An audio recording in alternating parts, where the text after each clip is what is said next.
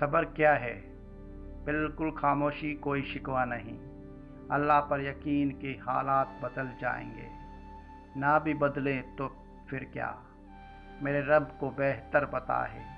یقیناً اس میں بہت بھلائیاں ہوگی، پر صبر کب تک آتا ہے؟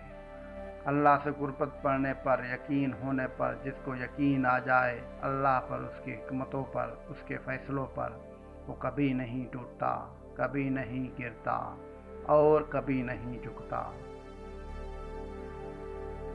بہت سے لوگ اللہ کو ایک مانتے ہیں، پر وہ اللہ پر یقین نہیں رکھتے۔